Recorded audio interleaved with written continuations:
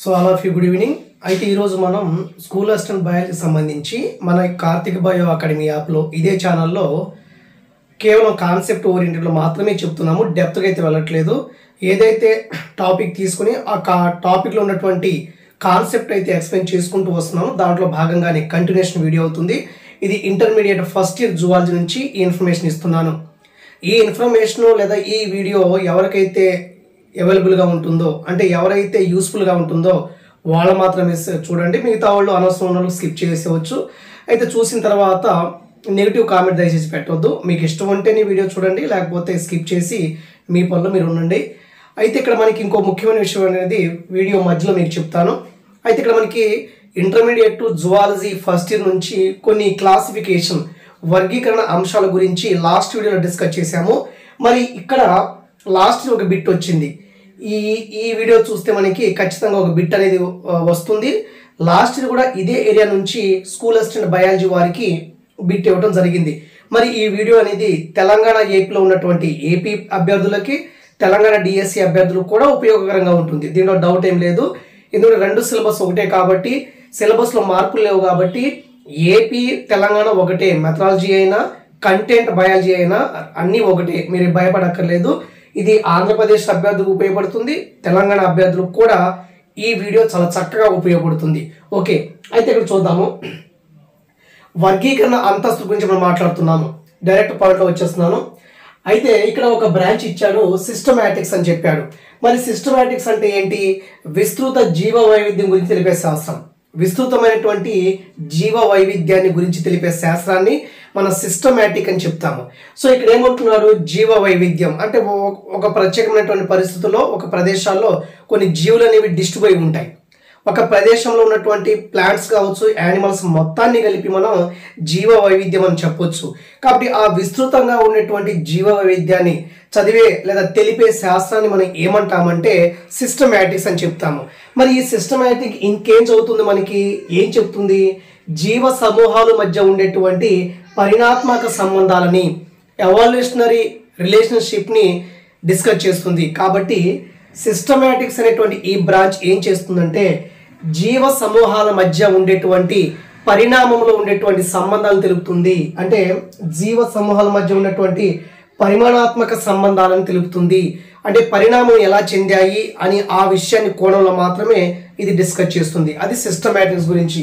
ఏదైనా బిట్ అడిగితే systematic branch దేని డీల్ చేస్తుందంటే విస్తృత జీవ వైవిధ్యాన్ని గురించి తెలిపే శాస్త్రాన్ని సిస్టమాటిక్స్ అని చెప్తాము. ఇంకేం చెప్తుందంటే ఈ సిస్టమాటిక్స్ అనేది జీవుల మధ్య ఉండేటువంటి పరిణామాత్మక అంటే మనకి ఎవల్యూషనరీ అని అర్థము. ఎవల్యూషన్ అంటే పరిణామం చెందటం అని ఆ సంబంధాన్ని తెలుపుతుంది సిస్టమాటిక్. ఓకే, సో అది విడిచిపెట్టేయండి. ఇదొక టాపిక్. రెండో టాపిక్ వద్దాం. వర్గీకరణలో మనకి కొన్ని అంతస్తులు ఉంటాయి. వాటిని మనం అవికల్పిక అంతస్తులు అని చెప్తాము. మొత్తానికి 7 ఉంటాయి. ఏ ప్లాంట్ అయినా, ఏ యానిమల్ అయినా, ప్రతి జీవికి కూడా వర్గీకరణ స్థాయిలు ఉంటాయి.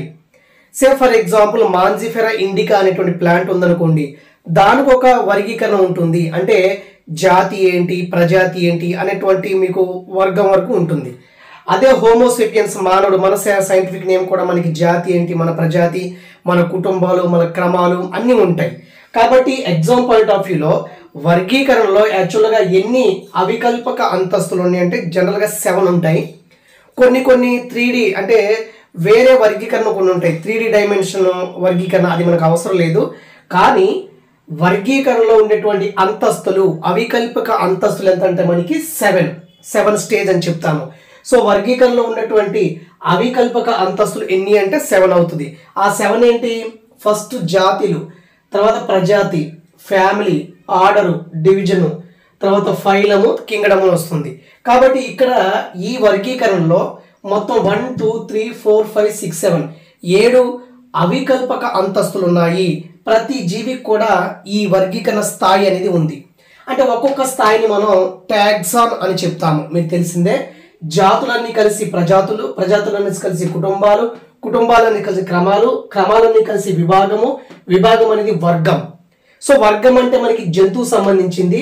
ఇక్కడ డివిజన్ అంటే ఫైలం అనేది వర్గం అంటే యాక్చువల్గా జంతువులు, విభాగం అంటే ప్లాంట్కి సంబంధించింది. తర్వాత కింగ్డమ్ అనేది ఉంటుంది. మొత్తం ఎన్ని 7 అవికల్పక అంతస్తులు ఉంటాయి. ఈ 7 అవికల్పక అంతస్తుల్లో ఒక్కొక్క స్థాయిని మనం టాక్సాన్ అని చెప్తాము. అదేవిధంగా ఇక్కడ రాజ్యం కాకుండా అంటే వర్గం కాకుండా మిగతా ఉన్నటువంటి 6 అంతస్తుల్ని ఎవరు ఎక్స్ప్లెయిన్ చేస్తారంటే మనకి లిన్నియస్ అనేటువంటి శాస్త్రవేత్త ఎక్స్ప్లెయిన్ చేస్తారు. కానీ వర్గం అనేటువంటి టాక్సాన్ని కనుక్కున్న శాస్త్రవేత్త ఎవరంటే హెకెల్ అనే శాస్త్రవేత్త. కాబట్టి ఇక్కడ చాలా జాగ్రత్తగా గమనించండి. ఇంకోటి ఇదొక బిట్ అనుకోండి, 1 2. థర్డ్ బిట్ చూద్దాము. థర్డ్ బిట్ అంటే థర్డ్ కాన్సెప్ట్ మన భాషలో. థర్డ్ కాన్సెప్ట్ ఏంటంటే మనకి మన లాస్ట్ ఎగ్జామ్లో ఈ బిట్ ఇచ్చాడు. ఒకసారి ఈ బిట్ చూడండి. ఓకే, ఇది మీకు పీడిఎఫ్ ఇక్కడ ఒక స్కిప్ ఇచ్చి మీకు ఇక్కడ ఒక క్లిప్ వేసి మీకు చూపిస్తాను, ఒకసారి చూడండి. నెక్స్ట్ ఇక్కడ మనకి ఒక జాతిలోని జీవులు భౌగోళికంగా వివిక్తత అంటే జియోగ్రాఫికల్ డిస్ట్రిబ్యూషన్ అంటే ఒక జాతిలో కొన్ని జీవులు ఉంటాయి. సే ఫర్ ఎగ్జాంపుల్ పాకిస్తాన్లో కొన్ని జీవులు ఉన్నాయి అనుకోండి. సే ఫర్ ఎగ్జాంపుల్ దానికి ఎగ్జాంపుల్ చెప్తాను చూడండి. ఇక్కడ చూస్తే ఈ 7 అవికల్పిక అంతస్తుల్లో జాతి అనేది ప్రాథమిక ప్రమాణం. ఇది బేసిక్ యూనిట్ అన్నమాట. అంటే అవికల్పిక అంతస్తులో వర్గీకరణలో ఉన్నటువంటి అంతస్తులో జాతి అనేది బేసిక్ యూనిట్, ప్రాథమికం. అది జాతి బేసిక్ యూనిట్. ఓకే, ఇది చాలా గుర్తుపెట్టుకోండి. తర్వాత ఒక జాతిలోని జీవులు భౌగోళికంగా వివక్తత చెందటం వల్ల అంటే జియోగ్రాఫికల్ డిస్ట్రిబ్యూషన్ చెందటం వల్ల మనకి ఉపజాతులు అనేవి ఏర్పడతాయి. ఈ ఉపజాతుల మీద క్వశ్చన్స్ అనేవి లాస్ట్ ఎగ్జామ్లో ఫ్రేమ్ చేశారు 2018 ఏపీడిఎస్సిలో.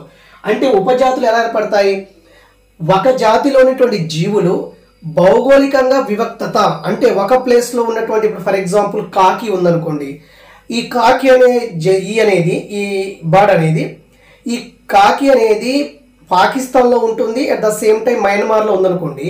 పాకిస్తాన్లో ఉన్నటువంటి కాకులు అనేవి కొన్ని మయన్మార్కి జియోగ్రాఫికల్గా డిస్ట్రిబ్యూషన్ అవుతాయి. అక్కడ ఉన్నటువంటి వాటితో ప్రజననం బ్రీడింగ్ జరిపి కొత్త కాకుల్ని ఫామ్ చేస్తుంది అనమాట. ఆ వేలో లాస్ట్ బిట్ ఇవ్వడం జరిగింది. కాబట్టి ఒక జాతిలోని జీవులు అనేవి వేరే ప్లేస్కి వెళ్ళటం వల్ల అక్కడ ఉపజాతులు అనేవి ఏర్పడతాయి. అంటే ఒక జాతిలో జీవులు వేరే ప్లేస్కి వెళ్ళి అదే జాతికి చెందిన అక్కడ ఉన్నటువంటి జీవులతో సంపర్కం జరపడం వల్ల మనకి కొత్త జీవులు ఫామ్ అవుతాయి. ఆ బేస్లో ఇక్కడ బిట్ అడిగాడు చూడండి. ఎగ్జాంపుల్ కాకి తీసుకుందాము. దీని యొక్క సైంటిఫిక్ నేమ్ ఏంటి? కార్వస్ స్ప్లెండెన్స్ దీని పేరు. యాక్చువల్గా scientific name is Corvus splendens అనేది సైంటిఫిక్ నేమ్. యాక్చువల్గా ఇండియా, పాకిస్తాన్, మయన్మార్, శ్రీలంకలోని ఈ జాతి జియోగ్రాఫికల్ డిస్ట్రిబ్యూషన్ వల్ల వివిధ సబ్ స్పీసీస్ని ఫామ్ చేసింది. ఇప్పుడు ఎలా దీనికి అర్థం అవ్వాలంటే ఇక్కడ చూడండి, ఇండియా, పాకిస్తాన్. ఇక్కడ ఇండియా, పాకిస్తాన్లో ఉన్నటువంటి కాకుల యొక్క శాస్త్రీయనామం ఏంటంటే కర్వస్ స్ప్లెండెన్స్. కర్వస్ అంటే మనకి జీనస్, స్ప్లెండెన్స్ అంటే స్పీసీస్, ఇంకో స్ప్లెండెన్స్ అంటే సబ్ స్పీసీస్. అంటే ఇండియాలోను పాకిస్తాన్లో ఉన్నటువంటి ఈ కాకులని సైంటిఫిక్ నేమ్ ఇది. అదే మయన్మార్లో కాకుల యొక్క సైంటిఫిక్ నేమ్ ఏంటి? Corvus splendens insolens. ఇది ఉపజాతులు ఏర్పడ్డాయి అక్కడ. రెండు శ్రీలంకలో కార్వస్ స్ప్లెండెన్స్ ప్రోటిగేటస్ అని అర్థం. దీనికి అర్థం ఏంటంటే ఇప్పుడు ఇండియాలో ఉన్నటువంటి కొన్ని కాకులు అనేవి పాకిస్తాన్కి వెళ్ళిపోయి అక్కడ ఉన్నటువంటి కాకులతో సంపర్కం జరగటం వల్ల మనకు ఉన్నటువంటి కార్వస్ స్ప్లెండెన్స్ అనేటువంటి కాకి యొక్క సైంటిఫిక్ నేము ఇది స్పీసీస్, ఇది జీనస్ కదా, ఇంకో సబ్ స్పీసీస్ అనేది ఏర్పడుతుంది అనమాట. అంటే ఈ జీవులు అనేవి, ఈ కాకులు అనేవి వేరే వేరే ప్లేస్కి వెళ్ళిపోయి వేరే వేరే ఉపజాతులను ఏర్పాటు చేస్తాయి. అంటే ఇండియా, పాకిస్తాన్లో ఉన్నటువంటి ఉపజాతులు ఏంటి? స్ప్లెండెన్స్ అని చెప్తాము. అదే మయన్మార్లో ఉన్నటువంటి కాకుల యొక్క ఉపజాతి ఏంటి? ఐసోలెన్స్ అని చెప్తాము. శ్రీలంకలో ఉన్నటువంటి కాకుల యొక్క ఉపజాతి ఏంటి? ప్రోటిగేటస్. అంటే ఇక్కడ వరకు ఓకే, స్పీసీస్ జీనస్ ఒకటే, ఉపజాతులు అనేవి మారుతుంటాయి. కాబట్టి ఒక ప్రదేశంలో ఉన్నటువంటి జీవులు అనేవి, జాతులు అనేవి వేరే ప్రదేశంలోకి వెళ్ళటం వల్ల అక్కడ ఉన్నటువంటి సేమ్ స్పీసీస్తో వాటికి చెందిన జాతులతో ప్రజననం జరపడం వల్ల మనకి ఉపజాతులు అనేవి ఏర్పడుతున్నాయి. ఈ ఉపజాతుల గురించి లాస్ట్ ఒక బిట్ ఇచ్చాడు మనకి. తర్వాత ఇంకో ముఖ్యమైన అంశం ఏంటంటే జనరల్గా ద్వినామీకరణ పద్ధతి ఉంది, బైనామిల్ నామినిక్లేచర్ ఉంది. What is meant by binomial nomenclature అంటే ఏదైనా ఒక జీవి యొక్క శాస్త్రీయ నామంలో ప్రజాతి జాతులు ఉంటాయి. అంటే శాస్త్రీయ నామంలో ప్రజాతి జాతి ఉంటే బైనామిల్ నామినిక్లేచర్. మరి ద్వినామీకరణ సిద్ధాంతాన్ని అసలు మొట్టమొదటిసారిగా ఎవరు ప్రవేశపెట్టారంటే గాస్పర్డ్ బాహిన్. కానీ దాన్ని వాడుకలో తెచ్చిన శాస్త్రవేత్త కరోలస్ లినియస్. గుర్తుపెట్టుకోండి. ఇక్కడ ఏమంటున్నాడంటే తర్వాత ఇంకో బిట్ ఏంటంటే ట్రైనోమియల్ నామినిక్లేచర్, త్రినామీకరణ సిద్ధాంతం. ద్వినామీకరణంలో ప్రజాతి జాతి ఉంటే, జీనస్ స్పీసిస్ ఉంటే, ట్రైనోమియల్ నామినిక్లేచర్ త్రినామీకరణలో మనకి జీ అంటే జీనస్ ప్రజాతి, ఎస్ అంటే స్పీసిస్ జాతి, ఎస్పీ అంటే సబ్ స్పీసిస్ అని అర్థం. ఓకే, సబ్ స్పీసిస్ అని రాశాను అక్కడ. ఇది నెక్స్ట్ చాలా ఇంపార్టెంట్ మనకి టాటోనమీ. టాటోనమీ అంటే ఇప్పుడు యాక్చువల్గా ఒక సైంటిఫిక్ నేమ్లో ప్రజాతి జాతి రెండు ఒకేలా ఉంటుంది పేర్లు. జీనస్ స్పీసిస్ వేరుగా ఉండాలి, కానీ జాతి పేరు ప్రజాతి పేరు ఒకటే ఉంటే దాన్ని మనం టాటోనమీ అంటాము. ఇప్పుడు నాగుపాము ఉంది, నాజా అని చెప్తాము. ఈ నాజా అనేది ప్రజాతి, ఈ నాజా అనేది జాతి. అదే మచ్చల జింక ఉంది, యాక్సిస్ అని చెప్తాము. ఇది ప్రజాతి, ఇది జాతి. అంటే ప్రజాతి జాతుల పేర్లు ఎలా ఉన్నాయి? రెండు ఈక్వల్గా ఉన్నాయి కాబట్టి టాటోనమీ చెప్తాము. అంటే ఈ వీడియోలో చిన్న వీడియో అయినప్పటికీ కూడా మనకి సిస్టమాటిక్స్ గురించి తెలుసుకున్నాము. వర్గీకరణలో ఉన్నటువంటి ఎన్ని అంతస్తులు అంటే 7 అవికల్పక అంతస్తులు. అవి ఆర్డర్లో పేర్చండి అని చెప్పి ఎగ్జామ్లో అడిగితే ఇదొక బిట్ అవుతుంది. తర్వాత ఉపజాతులు ఎలా ఏర్పడతాయి అంటే ఈ విధంగా ఏర్పడతాయి. ఈ యొక్క కాకుల గురించి, కార్వస్ స్ప్లెండెన్స్ గురించి, కాకి గురించి మనం మాట్లాడాము. ఓకే, ఇది ఇండియాలో ఏ పేరుతో పిలుస్తారు, మయన్మార్తో ఏ పేరుతో పిలుస్తారు, శ్రీలంకలో ఏ పేరుతో పిలుస్తారు అనేటువంటి కోణాల్లో బిట్ అడగొచ్చు. తర్వాత టాటోనమీ మీద కూడా బిట్ ఫ్రేమ్ చేయొచ్చు. ఓకే, తర్వాత ఈ వీడియో ఖచ్చితంగా మీకు ఉపయోగపడుతుంది అనుకుంటాను. చక్కగా ఫాస్ట్ నోట్స్ రాసుకోండి. మనకి టైం లేదు కాబట్టి ఇంత కాన్సెప్ట్ ఓరియంటెడ్లో మాత్రమే చెప్తున్నాను. ఇంకా డెప్త్ వెళ్ళొచ్చు, మనకు అంత టైం లేదు, అంత అవసరం లేదు. Okay, thank you. అందరికీ నమస్కారం. మరి ఎంతో కష్టపడి ఈ యూట్యూబ్ ఛానల్లో వీడియోలు అయితే చేస్తున్నాను. అది మీ అందరికీ ఉపయోగపడుతుంది అనుకుంటున్నాను. ఎవరైతే ఈ వీడియో ఉపయోగపడింది, నాకు ఉపయోగపడింది అనుకుంటే ఖచ్చితంగా మీ సపోర్ట్ అయితే తెలియచేయండి. ఇక్కడ ఫోన్పే నెంబర్ ఇస్తున్నాను. ఎందుకంటే కొంచెం సపోర్ట్గా ఉంటుంది కాబట్టి, ఇంకా మోటివేట్గా వీడియో చేయగలను కాబట్టి నా కష్టాన్ని గుర్తించి సెండ్ చేస్తారని తెలుపుతున్నాను. Thank you.